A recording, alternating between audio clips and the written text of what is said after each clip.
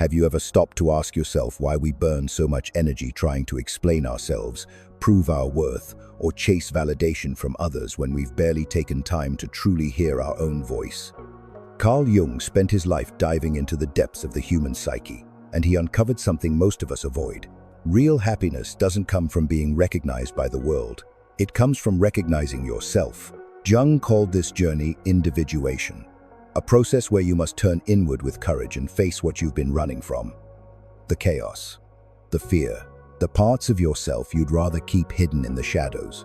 So, what actually happens when you hit pause, pull your energy back from the noise of the world, and start focusing completely on yourself?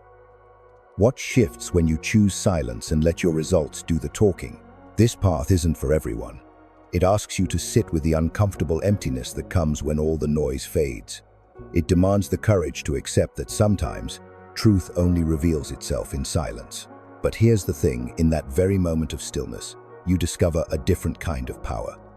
The power of someone who channels all their energy into inner growth, into becoming the truest version of themselves. The question is, are you ready to embrace silence? Stop explaining yourself to everyone, and let your actions and your presence say it all. Stay with me till the end of this video as we dive in, and don't forget to subscribe to this channel. Part 1. Why silence holds real power. We live in a world where everyone's constantly trying to be heard, to prove something, to be seen and validated. Silence has become rare.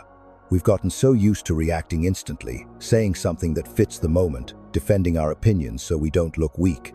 But Jung revealed something paradoxical. It's when we dare to be silent, when we resist the urge to constantly voice ourselves, that we actually step into real inner power.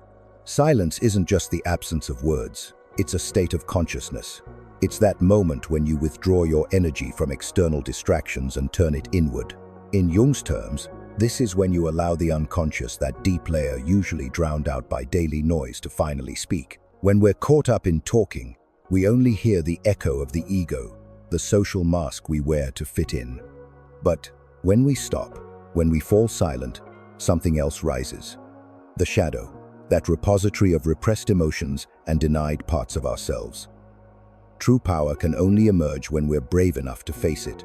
Think about a simple situation. You're in an argument with someone, a partner, a friend, a colleague. In that heated moment, every instinct screams at you to respond immediately, to prove you're right, that you won't be dismissed. But once things cool down, you realize most of what you said was meaningless, maybe even made things worse. Now imagine if you'd chosen silence instead, just a few deep breaths. That pause would give you the clarity to see the bigger picture.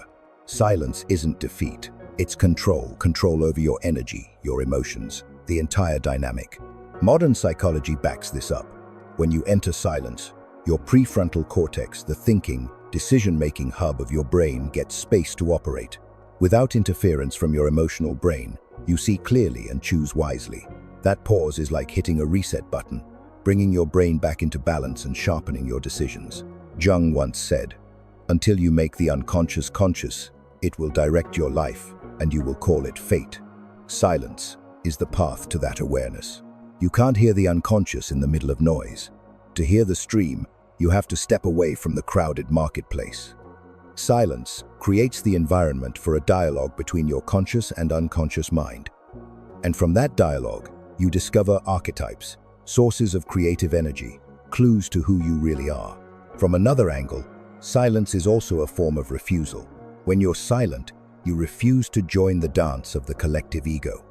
Modern society glorifies display. The more people know about you, the more valuable you feel. But the truth is, the more you display, the more you drain your inner energy. Silence is refusing to be depleted by comparison, competition, and constant proof. It's a declaration: I don't need to explain myself to you to exist. And in that refusal, you find freedom. Watch someone building a new habit, exercising, learning a skill, working on a personal project. If they constantly talk about their plans, telling everyone what they're going to do, they feel a quick hit of satisfaction, as if the work is already done. Studies show that announcing your goals releases dopamine in your brain, similar to actually achieving them. But this is fake gratification, and it kills your drive to act. On the other hand, The person who chooses silence and focuses only on daily effort accumulates real power through consistency.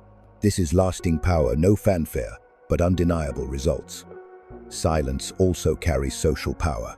In conversations, the silent person often holds invisible control because silence forces others to fill the void, to wonder, to project their own ideas onto you. Well-timed silence doesn't just make you mysterious, it multiplies the weight of your words. Just like in music, the spaces between notes create the melody. If everything were continuous, it would just be chaos. It's the silence that gives sound meaning. In life, it's silence that gives your words value. But the power of silence goes beyond personal or social benefits. It's a bridge to something spiritual, to the mysterious depths of the psyche. Across traditions, Christianity, Buddhism, Sufism, Zen, silence is honored as the path to ultimate reality. Jung, fascinated by spiritual symbols and myths, understood that silence isn't just a skill, it's a gateway. Through that gateway, you transcend the petty ego and open yourself to connection with the collective unconscious, the reservoir of humanity's ancient wisdom. Picture sitting before a still lake. If the surface is disturbed by wind or noise, you only see chaotic ripples. But when the water is calm, it becomes a perfect mirror reflecting the entire sky. Your mind works the same way. Only in silence does it become a clear mirror, reflecting the truths of the universe. This is why silence is power. It gives you control over your emotions, helps you act wisely, and unlocks connections to a profound layer of reality that words can never reach. So stillness is never weakness.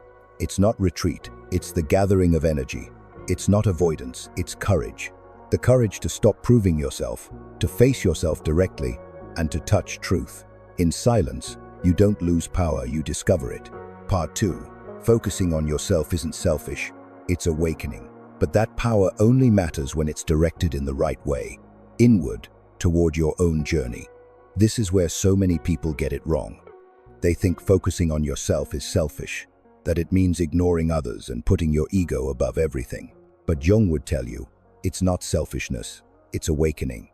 Because only by becoming yourself can you truly show up for others. We've been conditioned by a society that celebrates sacrifice, where forgetting yourself is considered noble. From childhood, we're taught to think of the group, to put the common good first. It sounds right, but taken too far, it turns us into shadows of ourselves. We give until we're empty, strain to please everyone, and one day wake up to realize we've become strangers in our own lives. This is what Jung called the loss of the authentic self. All that's left is the social mask, the persona. Focusing on yourself doesn't mean withdrawing into selfishness. It means returning to reconnect with your own center. Imagine you're an ancient tree. If you don't nourish your roots with soil, water, and light, you can't offer shade to anyone. A tree can't say, "I don't need soil, I only need to shelter others." It must draw sustenance and nurture itself first. That's not selfishness, it's the law of survival. Humans are no different. If you neglect your inner world and fail to invest in your own growth, you'll exhaust yourself and fall into spiritual burnout. Consider mothers who strain endlessly for their children, working without pause, sacrificing personal interests, even overlooking their own health. That love is admirable. But notice how many of their children grow up anxious or insecure. Why? Because they sense their mother's exhaustion and tension. Their subconscious learns that love means suffering, self-sacrifice. In contrast, a mother who takes care of herself, who maintains balance, teaches a different lesson.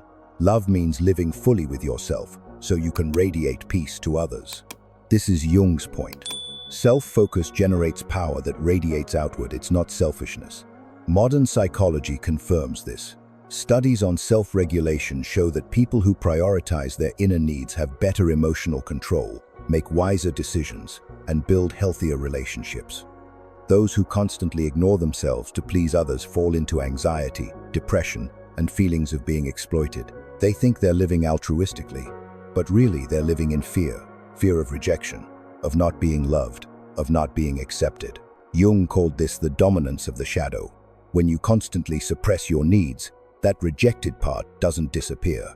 It burrows into your unconscious, growing stronger until it explodes as anger, jealousy, exhaustion, or even physical illness. So self-focus isn't just wise, it's a responsibility. It's how you dissolve the shadow before it consumes you. Jung always emphasized, you cannot give the world what you yourself lack. If you have no peace, you spread tension. If you carry no self-love, you offer only bitter sacrifice. Self-focus also means daring to look at your most authentic parts, both light and dark. It's the courage to face what you usually avoid, your smallness, your hidden selfishness, the weaknesses you won't admit. In focusing, you don't idealize or judge yourself. You look squarely, and in that direct gaze, you grow. This isn't selfishness, it's awakening. A state where illusions no longer blind you, where you take full responsibility for your life. Think about people who, in the middle of a crisis, choose to turn inward. Many emerge from loss, illness, or shock more insightful, profound, and powerful. Why? Because a crisis forces them to stop chasing after others and focus on themselves for survival. That focus opens the door to awakening. They no longer live for recognition, they live for truth. Jung called this the beginning of individuation, the journey to becoming your true self, no longer dissolved in collective expectations. Self-focus is both revolutionary and healing. Revolutionary because it shatters old patterns, living for others, seeking approval, craving praise. Healing because it gives you the chance to mend your relationship with your own soul. When you invest energy in yourself, you start to feel small joys more deeply, rediscover forgotten creativity, and claim the peace you thought you didn't deserve. From that place, you can step outward and be fully present with others. You no longer give love from fear of losing it, you give from abundance. You no longer help for recognition, you help because it flows naturally from a whole soul. This is the core difference between selfishness and awakening. Selfishness comes from scarcity, awakening comes from abundance. And only through focusing on yourself can you travel from scarcity to abundance. Jung once said, "The privilege of a lifetime is to become who you truly are." Life's greatest privilege isn't being loved by many, it's becoming yourself. Every path to truth, to love, to peace begins right there. Part 3. Why things fall into place when you're silent and focused. And then, as you gradually live in alignment with your true self, something strange starts to happen. The external world seems to mirror the changes inside you. What once looked random becomes meaningful. Knots untie themselves, and you realize everything starts to fall into place because you've shifted your own energy field. Carl Jung had a famous concept, synchronicity, the phenomenon of meaningful coincidence. He believed that when a person enters deep harmony with their inner world, the outer world begins to rearrange itself to reflect that change. You might call it coincidence, but for Jung, it's the resonance between inner and outer realities. Just like when you tune an instrument, all the other notes in the orchestra naturally find harmony. When you're silent and focused, you're tuning yourself.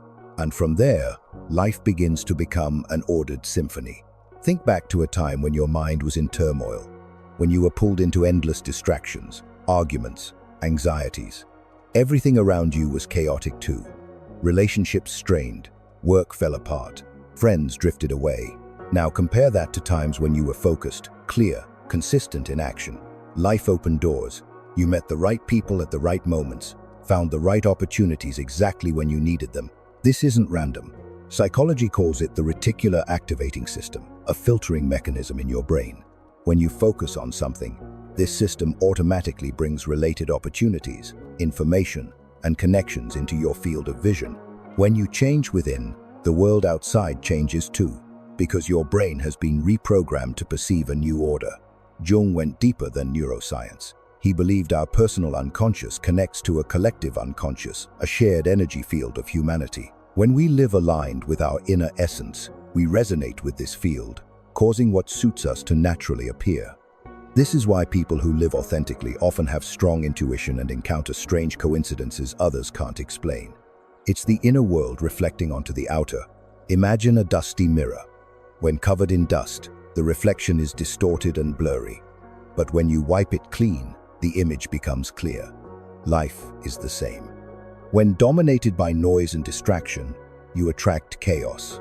But when you're silent and focused, you're cleaning the inner mirror, and immediately, the reflected world becomes clear and luminous. Things fall into place not because the world suddenly changes, but because you've changed your perspective, your way of interacting with it. Here's a simple example.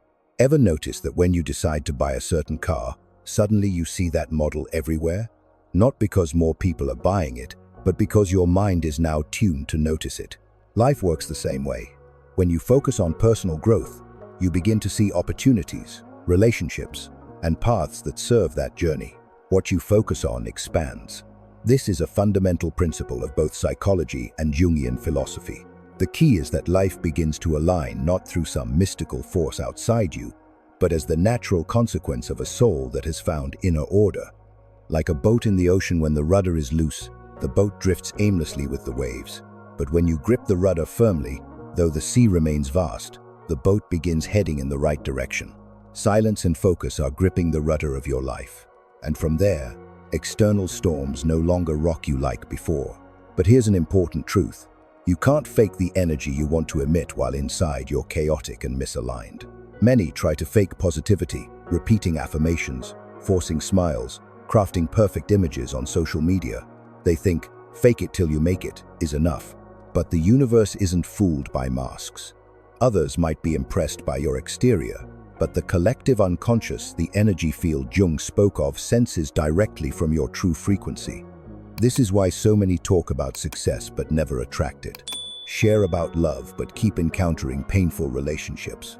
Their true energy still holds doubt, fear, inner division, and that dissonance creates noise that causes life to reflect chaos back to them. Jung emphasized, one does not become enlightened by imagining figures of light, but by making the darkness conscious.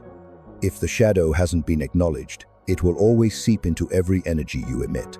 So the requirement for things truly falling into place is that you must be honest with yourself, not pretending to have peace, but truly embarking on the healing journey, not denying the shadow, but daring to face and integrate it.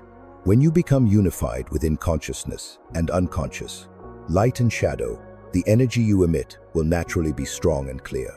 Remember, the universe is never chaotic, only our minds are. And when we're silent, when we focus, the inner chaos dissolves. The outer world immediately becomes a mirror reflecting that clarity. This is why calm, focused, quiet people often seem to attract everything effortlessly. They don't compete, don't make noise. Yet doors open for them because they've opened the door within themselves. So when you feel everything is falling apart, when life seems to be working against you, it may not be the world that's off balance. It's you who have strayed from your center. The solution isn't to run around seeking more answers outside. It's to stop, be silent, and focus. And then you'll see, without forcing, without controlling, everything naturally finds its right place. Part 4. Silence and focus are the gateway to depth, but something even deeper happens. Silence and focus don't just help you regain external balance. They open a far vaster inner journey. Because when order is re-established on the surface, the door to depth begins to crack open, where you can confront the most mysterious layers of your soul, where light and shadow coexist. The space Jung called the realm of individuation. Depth, in Jung's philosophy, isn't some abstract, distant concept. It exists within you right here, right now. But normally we're drowning on the surface in noisy news, meaningless comparisons, words demanding response, roles we strain to uphold. The mind becomes like a lake constantly stirred by wind. Beneath the surface are countless creatures, currents, secrets, but we never see them. Only when the water stills, when silence is established, do we glimpse that depth. This is why silence and focus are the gateway they restore to the mind, the ability to see all the way to the bottom.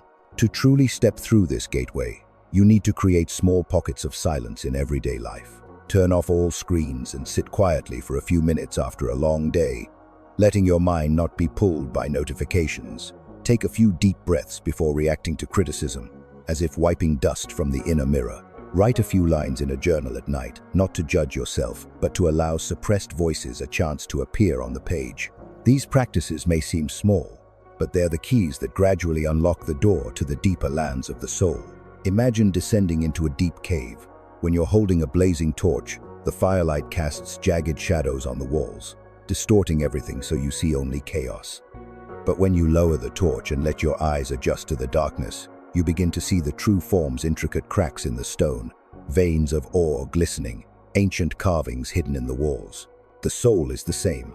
When shrouded in noise and the glaring light of social roles, we live only with the surface mask. But in silence, when no noise obscures, We see the forgotten parts, primal fears, secret longings, wounds never healed. This is what makes many people fear silence, because they know it will force them to face the voices they've long imprisoned in the shadows. Maybe you've experienced this. A sleepless night, no phone, no one to talk to, just you with yourself. Suddenly, old memories surface. Unanswered questions arise. Why this path? Why still carry this regret? Those emotions drive many to fill the void with music, movies, meaningless chatter, anything but silence. But Jung would say, it's precisely at that threshold that you touch depth. And if you dare to pass through, you enter the land where true transformation occurs. Psychology reveals the power of this too. Studies on the brain's default mode network show that when we stop external activity and get quiet, this region reconnects, processing memories and emotions, forging a deeper view of the self. This is the neural basis for what Jung described long ago. In stillness, the unconscious has the chance to speak, linking with consciousness to restructure the whole person. It's a process of healing and creation that no external noise can provide. The crucial thing is, you cannot pretend to enter depth. You can't act silent while inside is turmoil, fake focus while your mind races. The universe senses this discord. Others may be fooled by the image you construct, but your energy speaks for you. If you haven't truly faced the shadow, it will still leak through every word, every action, keeping your life chaotic. But if you dare to be honest with the emptiness, dare to sit in silence and let buried voices speak, you'll begin to feel a new unity. And when you become unified within, depth unfolds. Many spiritual traditions have known this for thousands of years. Zen masters sit for hours in meditation, not to escape the world, but to pass through it into depth. Hermits withdraw from crowds, not to deny life, but to find truth within it. In Christianity, desert hermits and mystics like St. Anthony retreated to desolate places, not to avoid humanity, but to confront themselves and God in absolute silence. The desert became a symbol of the inner shadow, where all noise dissolves, and you have nothing to cling to but faith and truth. The Jungian archetype of the hermit captures this: a solitary figure holding a lantern, illuminating the path in darkness. The lantern is consciousness. The darkness is the unconscious. When we're silent, we become our own hermit, daring to enter the dark to find light. And here's the wonder. Once you step into depth, you're no longer swayed by surface things. Petty comparisons, criticisms, empty desires, they lose their weight. Instead, you feel solidly grounded. You're no longer a leaf blown by the wind, but the root of your own life tree. From here, what you do and say carries new weight, the weight of someone who has touched depth. So silence and focus aren't just life skills, they're the gateway. The gateway leading you out of the turbulent surface into the land where transformation occurs. The gateway to meeting your own shadow and reconciling with it. The gateway to inner unity, where every scattered piece is assembled into a whole self. This is why Jung once said, "Your visions will become clear only when you can look into your own heart." Who looks outside dreams, who looks inside awakes. The one who only looks outward forever chases vague dreams. The one who dares to turn inward, silent, focused, awakens. And that awakening doesn't just change how you see life, it changes life itself. As you reach the end of this journey, what remains isn't the applause of crowds, but the steady rhythm of an inner world that has found its footing. Transformation doesn't need fireworks. It grows quietly, like roots sinking deep into soil a little each day, unshowy but enduring. From the moment you accept slowing down to listen, life begins to change its grammar. Words soften, choices become unhurried, presence deepens. Others see it before you can even explain. A new day can begin differently. Instead of rushing into affirmations, you give yourself minutes of quiet to align your state. Instead of hasty responses, you breathe deeply and recognize the emotion rising. Instead of chasing flattering labels, you let your actions do the introducing. That softening isn't a compromise. It's the dignity of someone who has found a center to return to after every storm. The path promises no ease, but the difficulty becomes worthy tuition for the solidity you gain. You know where you stand and why. From that foundation, connections purify themselves, work clarifies, and time stops being wasted on performances. You no longer need to stage an image. You simply live in your true rhythm. When your rhythm harmonizes, results know how to speak for themselves. Thank you for staying with me till the end of this video. Subscribe and share for more self-awakening videos.